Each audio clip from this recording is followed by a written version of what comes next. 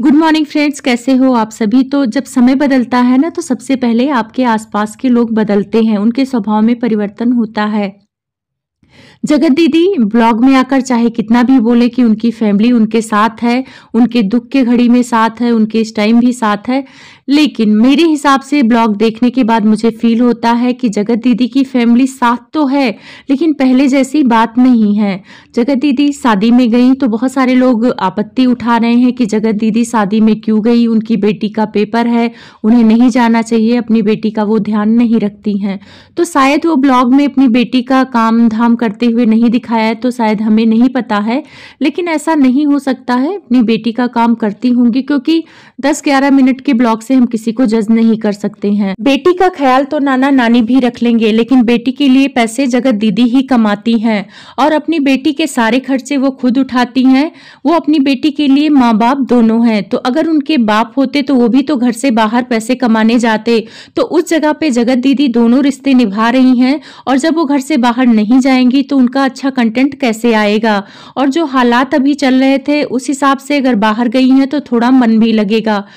अपने ऊपर रख के सोचो कि अगर हमसे कोई गलती हो जाए और उसको 4 लोगों के सामने कोई बता देता है तो हमें कितनी शर्मिंदगी आती है, निकलने का मन नहीं करता है, हमारे मन में उल्टे सीधे ख्याल आते हैं। और जगत दीदी की गलती को तो पूरे सोशल मीडिया में फैलाया गया, उनकी गलती पूरे भारत में नहीं पूरे विश्व में फैल गई।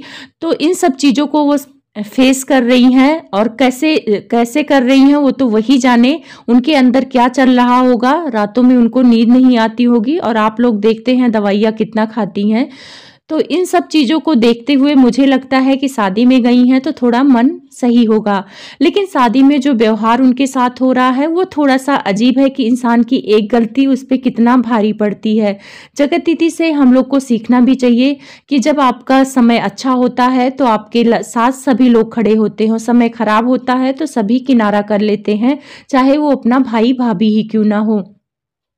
आप लोग देखना, जब भाभी इनकी शुरू में आई थी सिर्फ जगत दीदी ही वीडियो बनाती थी, तो इनकी भाभी कितना अच्छा अपने आप को दिखाती थी, कितना प्यारी और अच्छी बनने की कोशिश करती थी, क्योंकि इन लोगों का भी प्लान था कि बाद में चल के हम भी ब्लॉगिंग करेंगे तो अपनी फेस वैल्यू बना ले, क्योंकि मेरी ननद की 1 मिलियन की जनता है, उनको पसंद भी करती है लोग। तो यही सारी चीज़ें इन लोगों के मन में चल रहा था, क्योंकि इनके भाई कुछ खास अच्छा नहीं कमाते हैं। शुरू से देखा जाए तो सारे खर्चे जगत दीदी ही देखती हैं, भले वो अपने वीडियो में आके बोलती हैं कि मेरा भाई आधा खर्चा देखता है, लेकिन मेरे हिसाब से ज़्यादा खर्चा जगत दीदी ही देखती है और आगे भी देखती रहेंगी। लेकिन अभी बात ये हो गई है कि जगत दीदी के भाई ने भी ब्लॉगिंग चैनल बना लिया है, तो वो सबसे पहले अपना फ़ायदा देखते हैं। जब उनका चैनल नहीं था तो वो सोचते थे कि मेरी दीदी के पास पैसे आए, और दीदी के पास पैसे आएंगे तो खर्चे तो वही करती हैं, लेकिन अब अपना अपना हो गया है तो सारी चीज़ें तो अलग हो ही गई हैं। अब शादी में ही देखा जाए तो जगत दीदी के ब्लॉग बाद में आते थे, इनके ब्लॉग पहले आते थे। कुछ लोग उनमें कमेंट भी करते थे कि इनके भाई ने रोक रखा होगा कि मैं पहले ब्लॉग डालूंगा, तुम बाद में डालना। तो शायद ये हो भी सकता है, मैं इस पे पूरी तरह से पुष्टि नहीं करती हूँ, क्योंकि जो हालात है, जो परिस्थिति है, वो सारी चीज़ें यही बता रही हैं कि पहले उनके भाई ने बोला होगा कि ब्लॉग मैं डालूंगा, और ब्लॉग उन्हीं का आ रहा था। उस शादी में मैंने देखा है कि शादी में दूल्हा दुल्हन या उनकी फैमिली का ब्लॉग नहीं आया है। शायद हो सकता है कि उन लोग कंफर्टेबल ना हो, ये लोग ये सोच के गए होंगे कि कंटेंट वहाँ अच्छा मिलेगा, ब्लॉग डालेंगे, लेकिन शायद उन लोगों ने मना कर दिया, इसलिए ब्लॉग ये लोग नहीं डाल रहे हैं। तो भाई किसी की प्राइवेसी का ध्यान रखना तो बनता ही है। उस शादी में मैंने देखा है कि जगत दीदी सिर्फ नाम मात्र की वहां पे हैं, उनका मन वहां नहीं है, ना वो अच्छे से तैयार हुई हैं, सब कोई इतने अच्छे से तैयार हुआ है, जगत दीदी एक सिंपल साड़ी पहन के गई हैं। जहां तक मैंने इनके ब्लॉग देखे हैं, कोई भी पार्टी होती थी सबसे पहले ये तैयार होती थी, ये मेकअप आर्टिस्ट से तैयार होती थी और सबसे अच्छी दिखती भी थी, हर फंक्शन में अच्छी दिखती थी। लेकिन इतना इनको अंदर से फील हो रहा होगा, भले ये नहीं दिखाती होंगी, लेकिन लोगों के सामने जाती होंगी तो इनको भी शर्मिंदगी अंदर से होती होगी। हर कोई यूट्यूब देखता है और सबको पता है जगत दीदी के बारे में या जगत भैया की जो कंट्रोवर्सी हुई है, तो उनको शर्मिंदगी अंदर से होती है। यही वजह है कि वो रात में जल्दी खाना खा के बेटी को लेकर ऊपर आ गई, क्योंकि उनको भी लगता है कि जितना ज़्यादा लोगों से मैं मिलूंगी उतना ही ज़्यादा लोग उस बात को सोचेंगे, इसलिए सबसे मिलना भी इग्नोर कर रही हैं जगत दीदी। कुछ लोग कह रहे हैं कि लोग इनसे मिलना ही नहीं चाहते, तो ऐसी बात नहीं है, क्यों लोग मिलना नहीं चाहेंगे। लेकिन हाँ, इस कंट्रोवर्सी से इनके लाइफ स्टाइल में बहुत ही फर्क पड़ गया है जगत दीदी के। वहीं जगत भैया की लाइफ स्टाइल में कोई फर्क नहीं पड़ा है, वो बहुत आगे निकल गए हैं पैसों के मामले में, और कोई भी आदमी जाके उनको कोस नहीं रहा है कि तुमने गलत क्यों किया, तुमने अफेयर क्यों किया। लेकिन जगत दीदी को लोग कमेंट करके कोसने आ जा रहे हैं कि तुम ऐसी हो, तुम वैसी हो।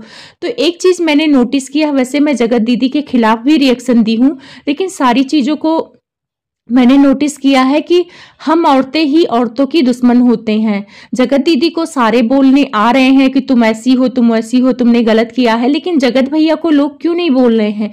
कोई लड़का जगत भैया को जाके क्यों नहीं बोल रहा है कि तुमने गलत किया है, तुम डायन हो, तुम चुड़ैल हो, तुम भूत हो, जैसा कि जगत दीदी के कमेंट में आ रहा है। अब तुम्हारा अगला टारगेट कौन होगा, ये सारी चीजें क्यों नहीं कह रहे हैं। ये सारी कमेंट्स जगत दीदी के लिए क्यों। तो यानी भेदभाव इतना है। मैं सारी औरतों से यही बोलूंगी कि अब प्लीज रुक जाओ, अब ऐसे कमेंट्स ना करो। वैसे जगत दीदी निगेटिव कमेंट्स नहीं रखती हैं अपने में, लेकिन जगत दीदी की भाभी निगेटिव कमेंट्स रखती हैं। कभी कभार वो जगत दीदी के खिलाफ वाले कमेंट्स लाइक भी कर देती हैं। उसमें मैंने देखा है कि बहुत सारे गंदे गंदे कमेंट्स पड़े हुए हैं। लोग उसमें कर रहे हैं कि अब तो ये शादी में गई है, अब ये नया टारगेट करेगी, अब ये नया टारगेट ढूंढेगी। अरे अब ऐसे कमेंट्स मत करो प्लीज। एक बार इंसान गलती कर देता है तो जरूरी नहीं कि उसी गलती को बार बार रिपीट करेगा। जगत दीदी से गलती हो गई, वो अकेलापन था। पता है, इंसान को अपनी जगह पे रख के सोचो, वो अकेलापन था, भटक गई या जो भी था, या भगवान की ही मर्जी थी उनकी जिंदगी में कलंक लगाना। क्योंकि हमारी जिंदगी में कुछ भी गलत और सही होता है तो भगवान की मर्जी से होता है। और जगत दीदी की जिंदगी में ये कलंक लिखा हुआ था, ऊपर से लिख के आया था कि ये कलंक लगेगा तुम्हें, और उनको लग गया। तो जो भी हुआ है सब भगवान की मर्जी से हुआ है। और कहते हैं ना, जब बुरा होता है तो उसके बाद अच्छा भी होता है। तो जगत दीदी की लाइफ में अब अच्छा भी होगा, ऐसा नहीं है कि बुरा वक्त ही चलेगा। और एक बुरे वक्त से किसी को जज करना ये सही नहीं है।